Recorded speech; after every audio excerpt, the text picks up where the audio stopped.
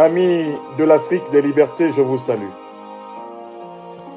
Il est 11h10 en France et je voudrais commencer cette journée de communication politique par l'analyse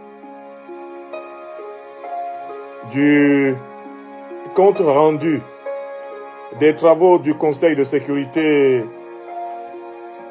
des Nations Unies sur la situation en République centrafricaine, le compte rendu biaisé, tronqué, fait par le tenant de la plume, par la presse française à l'intérieur des Nations Unies. Un compte rendu qui essaye de tordre le sens de la décision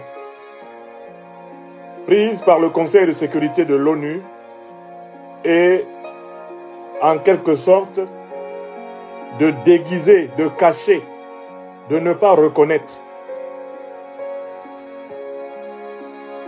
la défaite diplomatique du penholder français face au Centrafrique le 29 juillet 2022 au Conseil de sécurité des Nations Unies.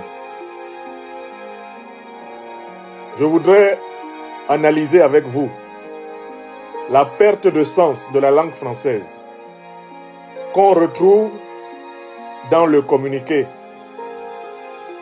publié à l'issue des travaux par un journaliste français chargé du club de presse des Nations Unies, lequel communiqué parle de prorogation de l'embargo sur les armes centrafricaines, alors même que son contenu dit que l'embargo sur les armes de la République centrafricaine a été levé.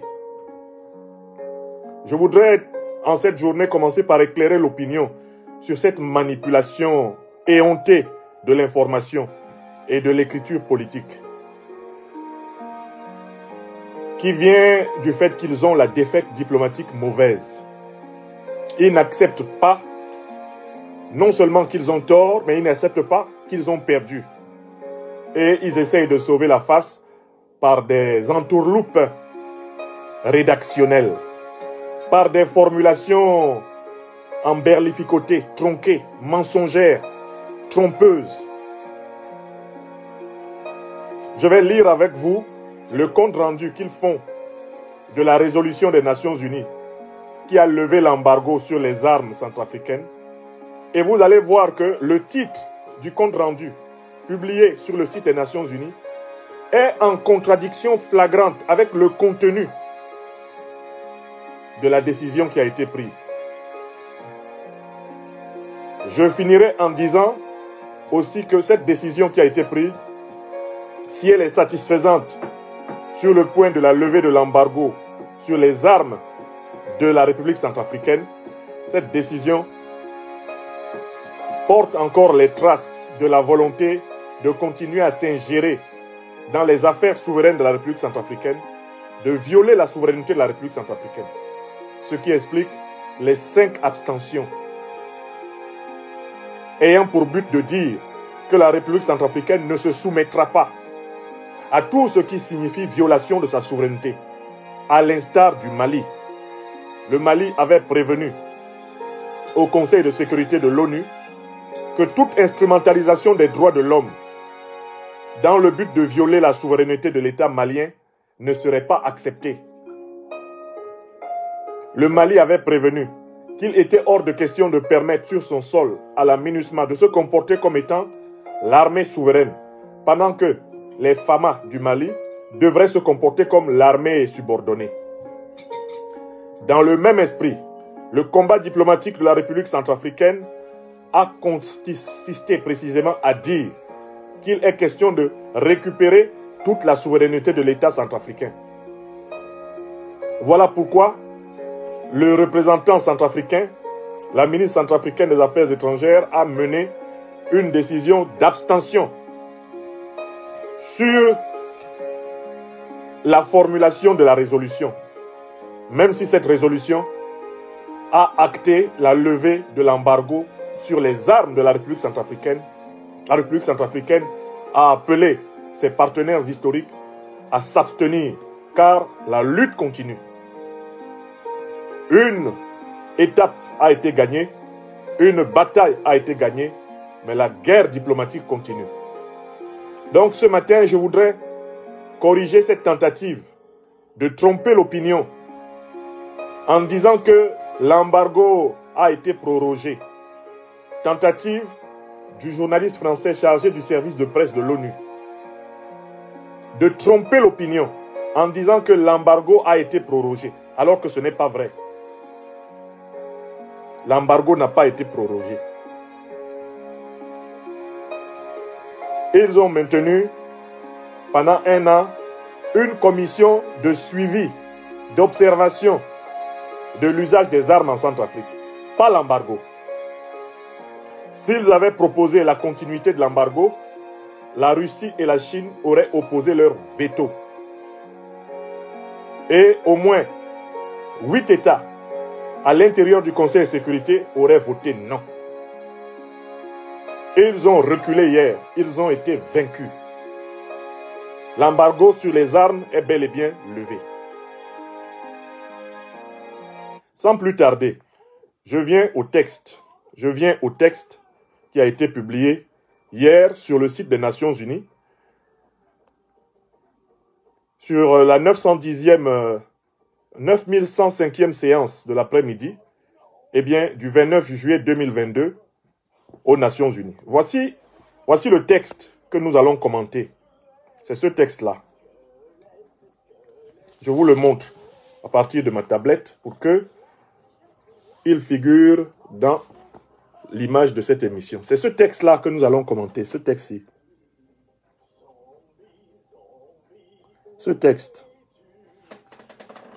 Voilà, hop.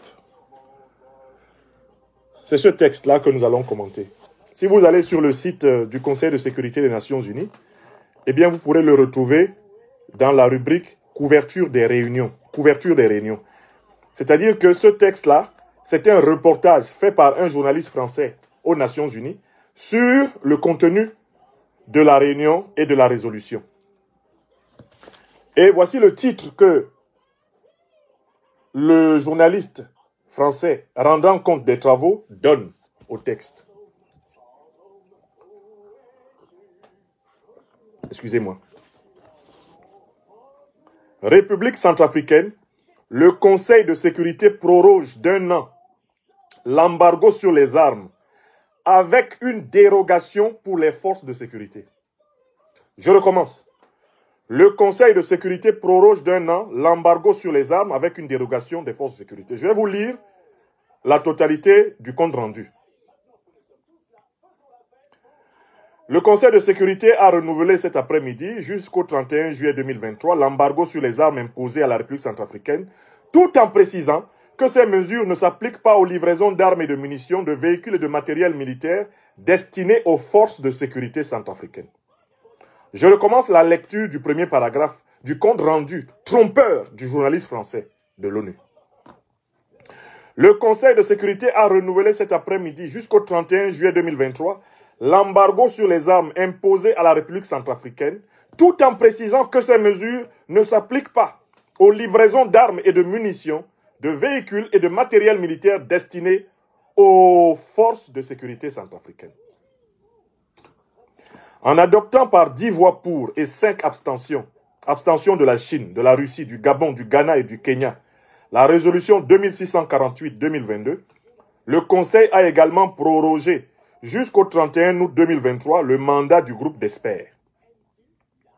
Le Conseil a par ailleurs condamné fermement les attaques commises par les groupes armés de la coalition des Patriotes pour le changement et demande au groupe d'experts d'envisager de proposer de nouveaux exposés des motifs afin qu'ils puissent être ajoutés à la liste si nécessaire. Par ce texte, le Conseil se déclare en outre particulièrement préoccupé par les informations selon lesquelles les réseaux transnationaux de trafiquants continuent de financer et d'approvisionner des groupes armés en République centrafricaine et demande au groupe d'experts de prêter une attention particulière à l'analyse de ces réseaux et des menaces liées aux engins explosifs, notant l'emploi de plus en plus fréquent de ces derniers. Porte-plume de la résolution, la France a déclaré qu'en adoptant ce texte, le Conseil de sécurité a fait le choix de faciliter encore davantage les démarches pour permettre aux forces centrafricaines d'obtenir tout type d'armes et de munitions. Citation. Ceci est un message fort en direction de la République centrafricaine, dont l'implication accrue est nécessaire dans la lutte contre la dissémination des armes livrées et pour le respect des forces de défense et de sécurité des droits de l'homme et du droit international humanitaire, a insisté le représentant. La délégation française a également exhorté les membres du Conseil à permettre au groupe d'experts de travailler dans les meilleures conditions, en permettant sa nomination rapide au cours de l'année passée.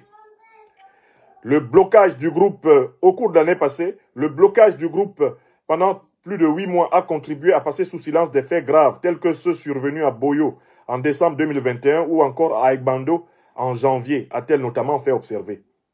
Si l'adoption de cette résolution a été globalement saluée, le Kenya évoquant notamment une victoire pour la République centrafricaine, la Chine a toutefois relevé que malgré l'assouplissement de l'embargo, il reste plusieurs points difficiles qui risquent de présenter des obstacles à l'amélioration de la situation.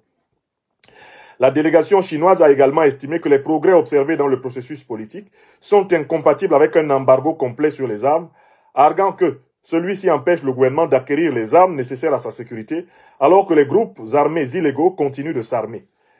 On ne peut pas lutter contre les groupes armés si le rapport de force sur le terrain reste à leur avantage, a renchéri le Gabon, qui a regretté que cette résolution ne prenne pas en compte la demande de levée d'embargo formulée le 25 juillet par le Conseil de paix et de sécurité de l'Union africaine. Tout en se félicitant que la résolution facilite l'équipement des forces centrafricaines, la ministre des Affaires étrangères de la République centrafricaine a elle aussi souligné que l'embargo ne se justifie plus, fustigeant son inefficacité et exigeant sa levée. Voilà la fin du compte rendu fait par le journaliste français du service de presse de l'ONU. Maintenant, nous allons commencer l'analyse critique de ce compte rendu, avec une thèse essentielle que je vais vous démontrer. 1. L'embargo sur les armes de la République centrafricaine a été levé. Ce qui a été prorogé, c'est le mandat du groupe d'experts pour surveiller le problème de la circulation des armes en République centrafricaine. Je recommence. 1. Je vais démontrer que l'embargo sur les armes de l'État centrafricain a été bel et bien levé. C'est une victoire de la diplomatie centrafricaine. Par contre, ce qui a été maintenu, c'est le groupe de surveillance de l'ONU, le groupe d'experts de l'ONU, chargé d'avoir un œil sur l'approvisionnement et la circulation des armes en Centrafrique. Et c'est cela qui est inacceptable pour le gouvernement centrafricain. Le fait que le Conseil de sécurité permette à des experts internationaux de continuer à se mêler des questions souveraines de l'État centrafricain, des questions de défense et de sécurité de l'État centrafricain. C'est cela qui est inacceptable. Et c'est la raison pour laquelle les alliés du gouvernement de l'État centrafricain se sont abstenus. Et c'est ce sur quoi la ministre centrafricaine des Affaires étrangères, Sylvie Baipo-Témo, a protesté en disant que il faut mettre fin à l'ingérence internationale sur les affaires de défense et de sécurité de la République centrafricaine. Le simple fait de maintenir ce groupe d'experts est inacceptable. Vous avez compris la thèse que je vais défendre. Maintenant, commençons à lire le texte. Le titre même, choisi par le journaliste français, est un titre mensonger. Le Conseil de sécurité proroge d'1 an l'embargo sur les armes, avec une dérogation pour les forces de sécurité. Le titre est contradictoire. Si l'embargo est prorogé, les forces de sécurité ne peuvent pas avoir de dérogation. Parce qu'en fait, l'embargo sur les armes en République centrafricaine, il concernait qui? Il ne concernait pas les rebelles. Les rebelles en République centrafricaine ne s'approvisionnent pas officiellement. Ils n'ont pas d'approvisionnement officiel en armes. Ils s'approvisionnent toujours de manière officieuse. Ils s'approvisionnent toujours de manière cachée. Donc on peut proclamer l'embargo sur les armes en République centrafricaine, ça ne frappera jamais la rébellion. La rébellion ne s'approvisionne pas officiellement. Elle s'approvisionne indirectement. Elle est approvisionnée notamment par le Tchad, un État vassal de la puissance française. Tout le monde le sait. Donc l'embargo sur les armes en République centrafricaine ne peut pas concerner la rébellion. L'embargo sur les armes ne peut concerner que les forces gouvernementales. D'où il est impossible de dire dans le même titre, du même article, le Conseil de sécurité proroge d'1 an l'embargo, avec une dérogation pour les forces de sécurité. C'est-à-dire, l'embargo est maintenu, mais l'embargo n'est pas maintenu. Parce que l'embargo, qui a été mis en place depuis 2013, visait essentiellement les forces de sécurité gouvernementales centrafricaines. L'ONU n'a jamais eu les moyens d'empêcher une rébellion armée par des États voisins, une rébellion armée indirectement par le système france-africain, d'être armée. L'ONU n'a jamais pu empêcher cela. Les rébellions s'arment toujours par des moyens parallèles. Donc, un embargo contre une rébellion, ça n'a aucun sens. À la base, toute rébellion est sous embargo sur les armes. Il faut que vous compreniez cela. Puisqu'une rébellion est un mouvement armé non légitime et non légal. C'est un mouvement armé non étatique. Par définition, la rébellion se fait avec la violation de l'embargo sur les armes. Donc, interdire des armes pour une rébellion, ça n'a aucun sens, puisque de toutes les façons, la rébellion viole les interdits. L'embargo, qui a été mis en place depuis 2013 à la demande de la puissance française, concernait et visait fondamentalement l'armée centrafricaine, la gendarmerie centrafricaine, la police centrafricaine, l'État centrafricain, le gouvernement centrafricain. Quand vous dites donc dans le titre de votre article, monsieur le journaliste français de l'ONU, quand vous dites qu'il y a une dérogation pour les forces de sécurité, que signifie dérogation pour les forces de sécurité? Ça signifie qu'il n'y a pas d'embargo sur les armes de la République centrafricaine. Il n'y a plus d'embargo sur les armes de la République centrafricaine. Par conséquent, votre titre, monsieur le journaliste français de l'ONU, est faux. Il est mensonger. Vous ne voulez pas reconnaître que la France a été obligée d'accepter, à la suite du lobbying diplomatique centrafricain, la France a été obligée d'accepter la levée de l'embargo sur les armes de la police, de la gendarmerie et de l'armée centrafricaine. Le titre est mensonger. Premier paragraphe. Le Conseil de sécurité a renouvelé cet après-midi jusqu'au 31 juillet 2023 l'embargo sur les armes imposé à la République centrafricaine, tout en précisant que ces mesures ne s'appliquent pas aux livraisons d'armes et de munitions, de véhicules et de matériel militaire destinés aux forces de sécurité centrafricaines. Même le premier paragraphe du texte est contradictoire. Car en fait, l'expression « tout en précisant que ces mesures ne s'appliquent pas aux livraisons d'armes et de munitions, de véhicules et de matériel militaire destinés aux forces de sécurité centrafricaines », cette expression dit bien que l'embargo sur les armes de l'État centrafricain a été levé. On ne peut pas dire dans le même paragraphe, dans la même phrase, l'embargo est maintenu et en même temps, l'embargo est levé. Il s'agit d'une contradiction flagrante et d'une volonté de tromper. L'embargo est levé. Ce qui a été maintenu, c'est le comité d'experts surveillant le Centrafrique.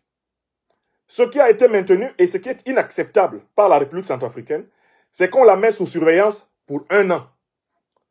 On lève l'embargo, on maintient un comité d'experts de l'ONU qui surveille la République centrafricaine pendant 1 an.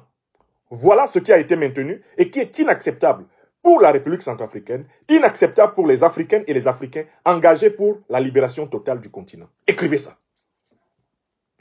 Le premier paragraphe du journaliste français rendant compte de la résolution de l'ONU est un paragraphe mensonger. L'embargo est bel et bien levé, puisque l'armée centrafricaine peut désormais être dotée en armes, en munitions, en véhicules, en matériel militaire illimité. Illimité. Ce qui a été maintenu jusqu'en 2023, c'est une période de contrôle. Un comité d'experts chargé de continuer à contrôler la République centrafricaine. Ce qui veut dire que on veut maintenir en 2023, en juillet 2023, la nécessité d'une réunion des Nations Unies pour examiner si le fait qu'on ait levé l'embargo a été profitable ou pas. Et éventuellement s'il faut reconduire l'embargo ou alors finalement accepter de le lever. Ça veut dire qu'en fait, ce que le gouvernement centrafricain refuse, et c'est ce qui va expliquer le paragraphe suivant, en adoptant par 10 voix pour et 5 abstentions, c'est-à-dire abstention de la Chine, de la Russie, du Gabon, du Ghana et du Kenya, la résolution 2648-2022, le Conseil a également prorogé jusqu'au 31 août 2023 le mandat du groupe d'experts. Pourquoi y a-t-il eu les 5 abstentions? Non seulement les 3 pays africains se sont abstenus, mais également la Chine, la Fédération de Russie et le Gabon. Parce que pour la Chine, la Fédération de Russie, le Gabon, le Ghana, le Kenya, le Centrafrique, l'objectif fondamental, c'était d'obtenir la levée de l'embargo sur les armes centrafricaines. Cet objectif a été atteint. Pourquoi se sont-ils abstenus au lieu de faire immédiatement usage de leur droit de veto, les Chinois et les Russes? Mais précisément parce que l'objectif principal étant atteint et la puissance française voulant un tant soit peu cacher la honte de sa défaite, eh bien, c'était en quelque sorte un compromis dynamique provisoire de les laisser maintenir le comité d'experts pendant que le Centrafrique, lui, il a l'opportunité de doter militairement, eh bien, son armée, sa gendarmerie et sa police comme jamais dans toute son histoire depuis 2013. Donc, en réalité, vous avez bien compris que le journaliste français qui a rédigé ce communiqué a l'intention de tromper l'opinion. Alors, tout ce qui est dit par la suite, etc., n'est pas important ici. Je voulais simplement vous amener à ne pas vous laisser tromper par la formulation mensongère du journaliste français de l'ONU. C'est une formulation qui tente de sauver la face de la défaite diplomatique française à l'ONU. C'est une formulation qui pourrait tromper. Alors, nos amis côté Facebook ont été coupés. Mais nous allons les relancer sans problème. Je pense qu'il n'y a pas eu assez de partage. Attention à vous qui êtes du côté de YouTube. Ils vont tenter de nous couper. Ils vont à nouveau tenter de nous couper. Donc, n'oubliez pas de partager. De toutes les façons, je voulais simplement apporter cette précision ce matin.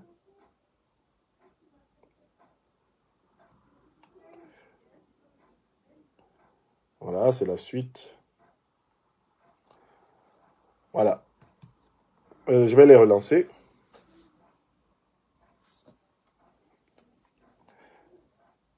Voilà. Mes chers amis, soyez beaucoup plus proactifs côté Facebook. Je voulais simplement en fait apporter cette précision ce matin pour que les uns et les autres ne se laissent pas abuser par la tentative de déguiser la défaite diplomatique française aux Nations Unies. Parce que en réalité, cette défaite diplomatique en annonce d'autres. Le Centrafrique a bel et bien obtenu, hier aux Nations Unies, le Centrafrique a bel et bien obtenu la levée de l'embargo sur les armes. Si le Centrafrique et ses alliés ont prôné l'abstention sur la résolution, c'est parce que le combat continue. L'ONU ayant proposé de maintenir un contrôle, une surveillance pendant 1 an, et de rassembler à nouveau le Conseil de sécurité pour savoir si, eh bien, cette levée sera définitive ou si, pendant les 1 an d'observation, eh bien, la levée aura apporté des résultats positifs. C'est la raison pour laquelle la Chine, la Russie, le Gabon, le Kenya et le Ghana ont voté pour l'abstention, pour dire qu'ils ne sont même pas d'accord avec l'idée de continuer à surveiller la République centrafricaine. Mais, si le journaliste français du service de presse de l'ONU était honnête, il aurait écrit « L'embargo sur les armes de la République centrafricaine levé, une période d'observation d'1 an mise en place. La situation sera réexaminée en juillet 2023. » Il aurait été véridique. Mais comme il veut sauver la face d'une diplomatie catastrophique, car en réalité une diplomatie néocolonialiste, une diplomatie désavouée par toutes les grandes puissances, à la limite isolée, une diplomatie en fait qui ne veut pas s'adapter aux aspirations des peuples africains et à la marche du monde, pour tenter de voiler la face de cette défaite, ils tentent actuellement une campagne de presse présentant la situation comme étant la prorogation de l'embargo. Non, l'embargo n'est pas prorogé. La République centrafricaine a désormais le droit de se fournir librement dans le marché international des armes. Et on ne peut pas dire qu'on proroge l'embargo pour les groupes rebelles. Les groupes rebelles n'ont pas besoin de l'interdiction de s'approvisionner en armes, puisque la rébellion, c'est l'acte même de violer cette interdiction. Est-ce que vous comprenez? Ça ne sert à rien de dire on a mis l'embargo sur les armes de la rébellion. Est-ce que la rébellion a demandé l'autorisation avant de s'armer? Non. La rébellion par définition, viole toutes les autorisations, viole toutes les lois pour s'armer. Donc l'ONU ne peut pas empêcher une rébellion qui plus est soutenue par la France-Afrique de s'armer. Mais ce qui est nouveau, c'est que l'ONU a décidé, a accepté de permettre au gouvernement centrafricain de s'armer lui aussi. Or, depuis 2013, on avait ligoté les deux mains du gouvernement centrafricain dans le dos et on permettait par contre à la rébellion centrafricaine d'accéder aux meilleures armes à travers les États vassaux de la France-Afrique qui entourent le Centrafrique. Donc, il y a bel et bien victoire diplomatique centrafricaine. Ne vous laissez pas tromper par des formulations mensongères comme celle de ce journaliste qui essaye de présenter la résolution comme maintenant le Centrafrique sous embargo. Non, le Centrafrique n'est pas maintenu sous embargo. Par contre, la lutte diplomatique continue puisqu'il y a un groupe d'experts qui surveille le Centrafrique jusqu'en 2023 et il devrait y avoir de nouveau une réunion pour décider si la levée qui a été obtenue en ce 29 juillet 2022 va être maintenue ou alors si cette levée va de nouveau être stoppée, si l'embargo sur les armes de la République centrafricaine va être restauré. C'est cela qui est inacceptable. Et la ministre centrafricaine des Affaires étrangères l'a fait savoir. Il est hors de question que le Centrafrique doive en permanence rendre compte à qui que ce soit de l'usage qu'elle fait, que la République fait de sa souveraineté de défense et de sécurité. Voilà. Et c'est important. C'est important ce matin que vous partagiez ce correctif pour que la campagne mensongère de presse, commencée par le compte rendu de ce journaliste français à l'ONU, que cette campagne ne triomphe pas. J'appelle les autorités centrafricaines, et notamment la ministre centrafricaine des Affaires étrangères, à délivrer un communiqué et une communication propre sur les acquis de la victoire diplomatique d'hier. Car, bien sûr, l'opinion centrafricaine croit davantage au gouvernement centrafricain qu'au raconteur d'un journaliste français à l'ONU. L'opinion africaine est suspendue aux lèvres du président Touadéra et de son gouvernement, aux lèvres de la ministre centrafricaine des Affaires étrangères. Il faut qu'il fasse un compte rendu précis et efficace de l'avancée diplomatique obtenue. Et c'est cela qui doit triompher dans l'opinion. Je vous invite donc à rester à l'écoute. Mais je voudrais, pour finir, faire 2 ou 3 observations. Cette période d'1 an qui vient d'être accordée à la République centrafricaine est une période vitale. Je l'ai dit hier en concluant ma conférence tardive. C'est une période vitale parce que l'État centrafricain doit en profiter pour s'approvisionner suffisamment en matériel de guerre, dernier cri, pour élever suffisamment le niveau de compétence, le niveau, défensif de l'appareil sécuritaire centrafricain. Le président Touadéra et son gouvernement doivent redoubler de génie pour dégager des fonds. Et le Centrafrique est riche. Et il y a plusieurs façons de payer. Pour doter l'armée centrafricaine d'un matériel militaire dernier cri, comme jamais ce ne fut le cas depuis 1960. Je recommence et j'insiste là-dessus. C'est une course contre la montre qui a commencé. Une course contre la montre qui a commencé. L'État centrafricain, le gouvernement centrafricain doivent accélérer. Il faut que dans les 3 mois qui viennent, la dotation de la police, de la gendarmerie et de l'armée centrafricaine soit spectaculaire. Je dis bien spectaculaire. Parce que, inévitablement, la victoire diplomatique qui a été obtenue à l'ONU va se payer par une plus grande agressivité de la France-Afrique sur le terrain. La rébellion centrafricaine va être surarmée pour attaquer Bangui. Donc, il ne faut même pas interpréter cette victoire comme l'occasion de dormir sur ses lauriers. Non, au contraire, cette victoire doit déclencher un état d'alerte générale des forces de défense et de sécurité du Centrafrique. Alerte générale de l'appareil sécuritaire centrafricain. Car cette défaite va valoir au Centrafrique des agressions d'une brutalité insoupçonnable. D'où l'importance de mobiliser le partenariat avec la Russie, avec la Chine, le partenariat avec la Turquie, tous les pays capables de fournir en un temps record l'armée centrafricaine. Président Touadéra, N'attendez plus. Il faut même que, dans un délai d'1 mois et demi, vous ayez passé toutes les commandes qui changent la dimension de l'armée centrafricaine. Deuxième point important, cette année qui s'ouvre doit voir l'accélération du processus d'autonomie monétaire de la République centrafricaine. Les choses ont bien commencé avec l'initiative de la crypto-monnaie Sango. Et il faut que le Centrafrique soit doté de son Sango billet de banque. Vous ne pourrez pas compter dans la phase d'adversité qui arrive sur le soutien de la Banque de France. Je recommence. Vous ne pourrez pas compter dans la phase d'agressivité qui arrive. Mesdames et messieurs, les membres du gouvernement centrafricain, vous ne pourrez pas compter sur le soutien de la Banque de France.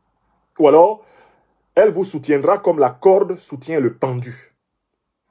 Vous ne pourrez pas compter sur le soutien de l'ancienne puissance coloniale que vous avez vaincu diplomatiquement le 29 juillet 2022 aux Nations Unies. Elle cherchera à vous punir. Il n'y a aucun doute là-dessus. Et si vous avez la moindre illusion de vouloir rester dans un langage de flatterie, vous le regretterez amèrement. Vous serez conduit vers la pire crise économique du régime Touadéra dans les plus brefs délais. Si vous ne prenez pas toutes les initiatives décisives de récupération de votre capacité de financement. Je vous donne toujours l'exemple de pays avec lesquels le Centrafrique est en relation et qui ont fait cette rupture il y a longtemps. Le Rwanda a sa propre monnaie, mais le Rwanda n'est pas plus riche que le Centrafrique, potentiellement. L'Angola a sa propre monnaie. Grâce à cela, l'Angola a une capacité de développement social supérieure au Centrafrique. La Russie, la Chine, les grands partenaires du Centrafrique ont leur propre monnaie. Il faut arrêter de tourner autour du pot. Le Sango crypto-monnaie ne pourra pas porter l'économie centrafricaine sans un Sango monnaie papier, une banque nationale centrafricaine autopilotée. Il faut commencer et apprendre aux besoins de nos erreurs et de nos fautes en Afrique. Il faut arrêter de tourner autour de cette monstruosité qu'on appelle le franc CFA. Vous ne pouvez rien faire avec le franc CFA. Aucun pays africain ne s'est développé avec le franc CFA. Aucun. Ils ont plutôt été appauvris. Ils ont plutôt été fragilisés. Ils ont plutôt été affaiblis. Et chaque fois qu'ils risquaient de se développer, une dévaluation brutale leur est tombée dans les côtes pour les ramener dans le chaos maîtrisé. Donc, je réitère ce message et je le martèle. Sortie du franc CFA.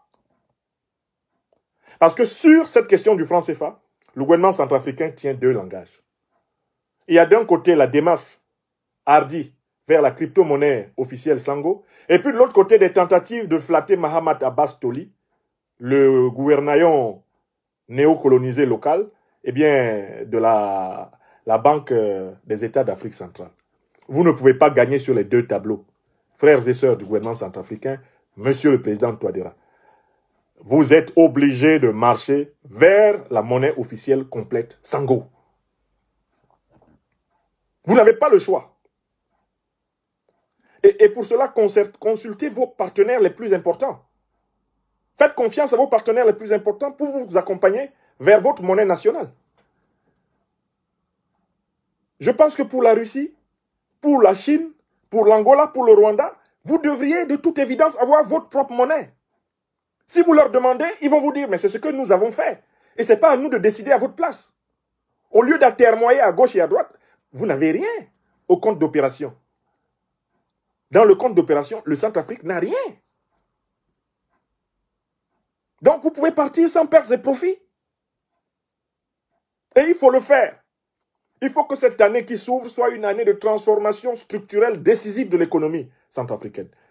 Parce que le peuple centrafricain croupit encore sous une misère intolérable. Il n'y a pas eu une amélioration suffisante du niveau de vie du peuple centrafricain.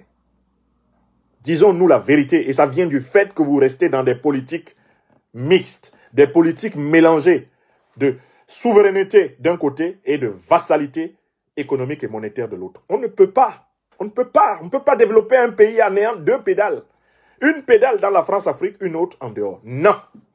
Comme le disait feu le ministre Bala Keïta, un pied dedans, un pied dehors, c'est dehors. Un pied dedans, un pied dehors, c'est dehors. Troisième point fondamental, une réflexion en profondeur sur la transformation civilisationnelle, eh bien, des institutions sociales, culturelles, économiques et politiques du Centrafrique, à partir de la connaissance profonde de l'anthropologie de la civilisation africaine. Ce que j'appelle la révolution mahatique.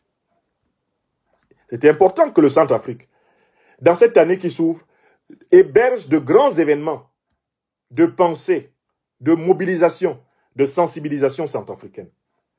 Je suis personnellement déçu que depuis 2020, avec la mobilisation des opinions africaines pour la République centrafricaine, il n'y ait eu aucune initiative d'envergure du genre colloque, forum, rencontre, eh bien, des leaders d'opinion, des intellectuels, des penseurs, du panafricanisme continental sur le sol centrafricain pour galvaniser, soutenir le peuple centrafricain.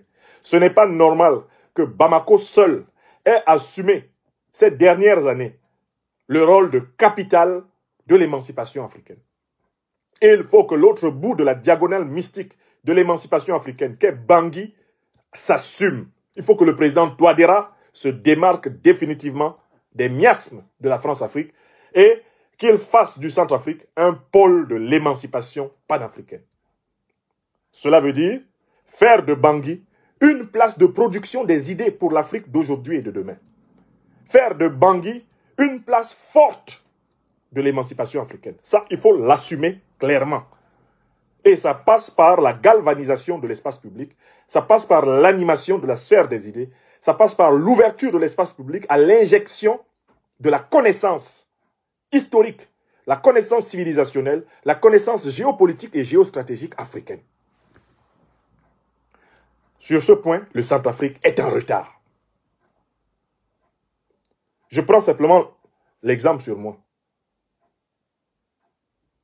Depuis 2020, que nous nous battons aux côtés du peuple centrafricain, combien d'invitations à délivrer des colloques, à délivrer des conférences ont été faites aux leaders du mouvement panafricaniste? Est-ce que le Centrafrique m'a invité? Non. Est-ce que le Centrafrique a invité Kémy Séba? Non. Est-ce que le Centrafrique a invité Nathalie Yam? Non. Est-ce que le Centrafrique a invité Charles Kouvi, Jean-Charles, comment il s'appelle, Kouvi Gomez? Non. Est-ce que le Centrafrique a invité les figures qui produisent des idées, des mobilisations? Est-ce qu'il a invité Fakoli Doumbé? Non. Donc il faut que le Centrafrique choisisse. Quelle est la matrice intellectuelle de la lutte centrafricaine? Quelle est sa matrice? Si c'est la matrice de la France-Afrique, ce n'est pas la peine de lutter, soumettez-vous. Si c'est la matrice néocoloniale, si vous trouvez qu'il y a une place pour vous dans cette matrice, soumettez-vous. Pourquoi vous luttez? Soumettez-vous. Recommencez le ronronnement de 60 années de soumission, de domination. Mais si vous avez vraiment décidé, comme je le vois hier avec la victoire diplomatique à l'ONU, de sortir de la matrice néocolonialiste de la France-Afrique, installez-vous dans la matrice panafricaine, la matrice mahatique. Faites de Bangui une place forte des idées de l'émancipation africaine. Et ça, vous avez 1 an pour le faire. Parce que sur les 3 points que j'ai soulignés, vous êtes en retard. Et vous avez un sparring partner à l'autre bout de la diagonale qui peut aider le Centrafrique à aller plus vite. C'est le Mali.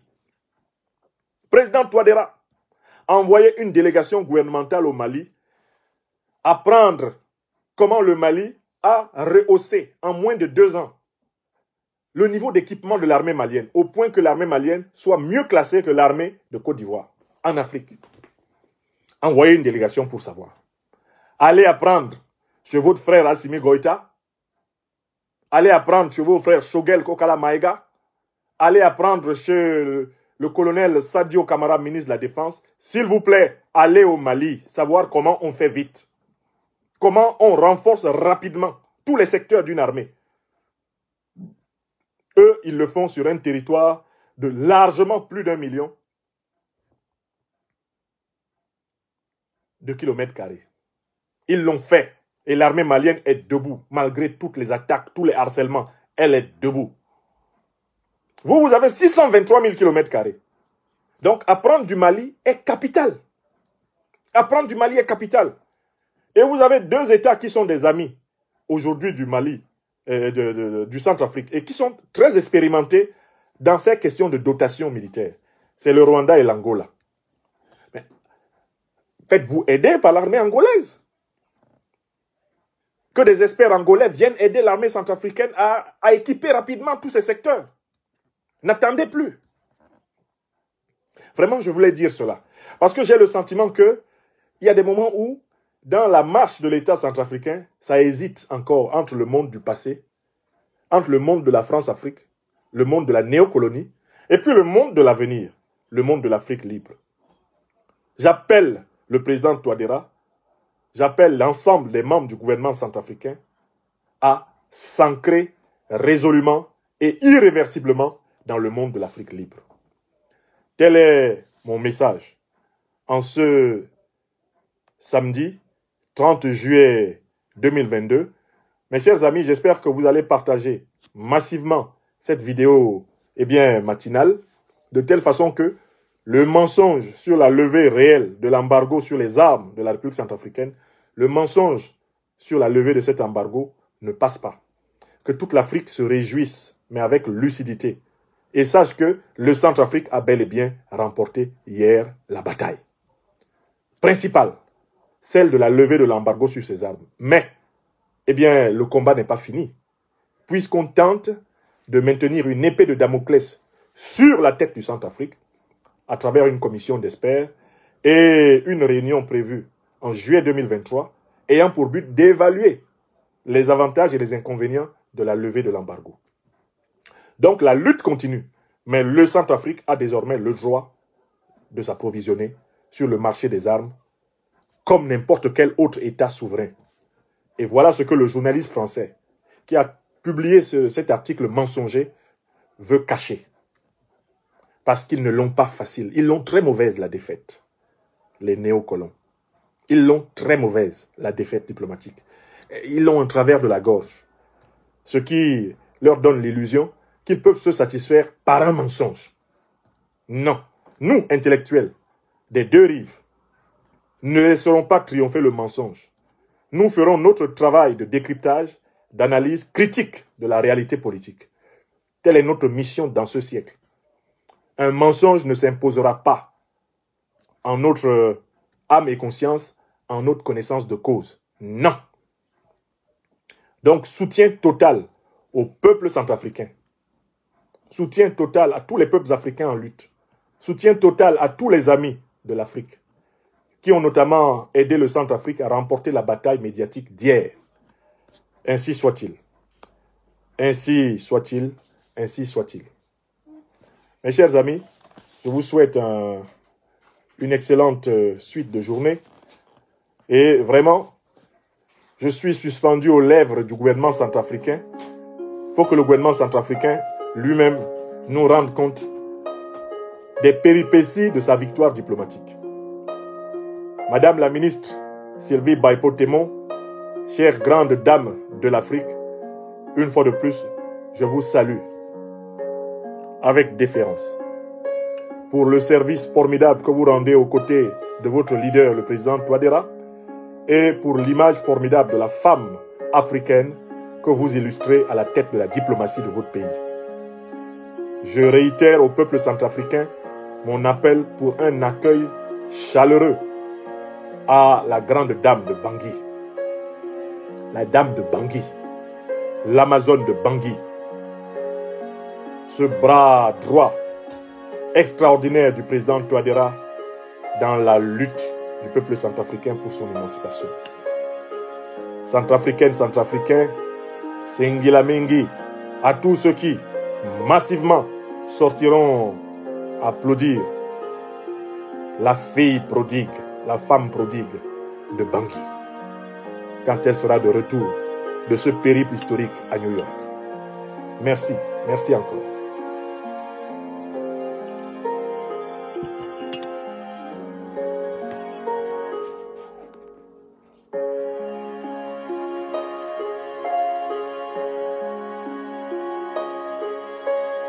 Merci de tout cœur, mes amis.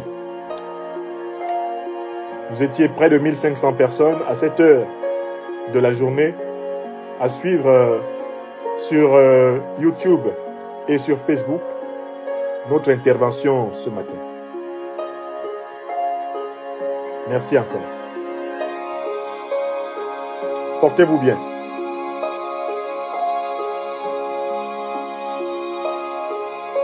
Dieu bénisse l'Afrique, Dieu bénisse chacune de vos personnes, chacune de vos demeures. Ainsi soit-il. Ainsi soit-il. Ainsi soit-il.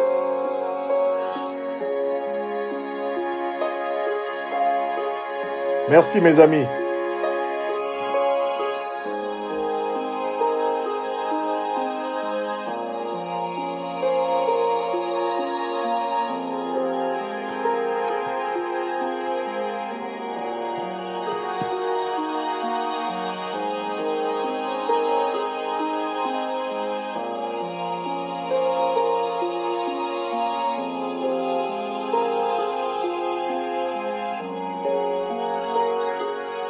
Merci. Bon week-end à tous. Au revoir.